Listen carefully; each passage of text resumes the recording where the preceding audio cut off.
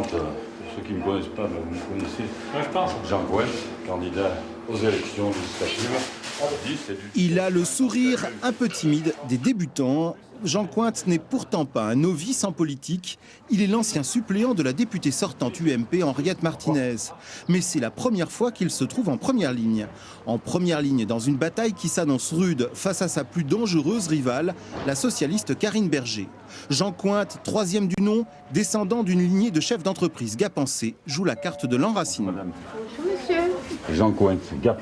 Oui. Les électeurs ne sont pas prêts à voter pour une candidate qui est parachutée, la candidate du Parti socialiste, qui est venue en 2007 faire une campagne qui a été battue, qu'on n'a pas revue depuis, et qui redébarque un petit peu telle une apparition de la Sainte Vierge, pour exiger des électeurs un mandat de député, pour ensuite continuer à faire une carrière parisienne. Un territoire immense. La première circonscription des Hautes-Alpes recouvre la moitié sud du département. 88 communes, des zones rurales, des secteurs de montagne et une ville-centre, Gap, la capitale douce. Gap, enjeu et théâtre d'une violente rivalité à gauche. C'était belle en photo sur Paris Match, avec les points et tout. On la disait ministrable, c'est la chouchoute des médias nationaux. Elle fascine, elle agace. On l'admire, on la jalouse, on l'adore, on la déteste. La candidate socialiste Karine Berger ne laisse personne indifférent. Pour la deuxième fois, cette brillante économiste, une proche de François Hollande, part à l'assaut de la circonscription. Mais depuis 2007, la donne politique a changé. Ma personne est un peu particulière parce que je connais personnellement à peu près la moitié du gouvernement.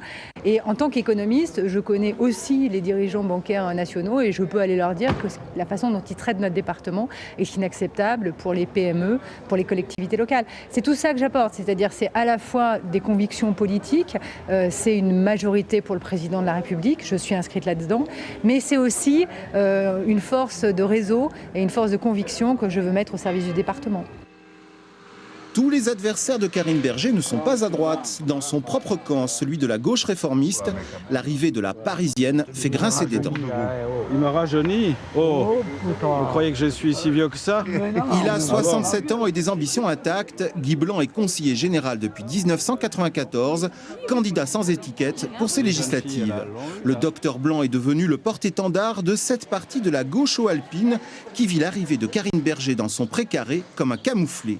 Parmi ses alliés, l'ancien député PS Daniel Chevalier ou encore l'ex-président du Conseil général Auguste Truffem. La vieille garde sonne la charge. Eh ben ça va, voilà. J'offre aux électeurs une candidature d'ancrage local par rapport à l'autre candidature qui est une candidature parisienne, quoi qu'elle en dise, qui n'a jamais vécu dans les Hautes-Alpes, qui travaille hors des Hautes-Alpes et qui vient là pour faire une carrière, avoir un mandat et faire une carrière politique. Ça marche? Oui, impeccable. Bon, très bien. Ça va? Oui. Voilà, c'est ici que de temps en temps, je viens me faire coiffer quand j'ai 5 minutes. Sous cette épaisse crinière blanche, un homme aux convictions rouges, Jean-Claude Ayrault, candidat Front de gauche, qui assiste de loin aux déchirures des socialistes locaux en se gardant bien d'y prendre part. Car en ancien syndicaliste madré, rompu au jeu tactique, il espère, au lendemain du premier tour, être l'homme de la synthèse d'une gauche divisée. Mais je vote pour vous, là, c'est déjà tout décidé. Vous savez, il n'y a qu'une semaine, hein, là, entre les deux tours, c'est pas comme les élections présidentielles. Ça sera difficile de rabibocher des gens qui se sont déchirés pendant plusieurs semaines de campagne électorale. Donc, je pense qu'on est effectivement capable de rassembler toute cette gauche qui fera la différence et qui permettra d'avoir un député qui sera plus un député UMP, puisqu'on a eu pendant très longtemps un député UMP dans cette circonscription. En 2007, le Front National avait réalisé ici un score symbolique inférieur à 3%. Mais depuis, le vote frontiste a connu une spectaculaire poussée, surtout dans les communes rurales. La première circonscription des Hautes-Alpes semble à la portée de la gauche si elle surmonte ses divisions. Rancœur, colère et débinage, du rififi dans les alpages.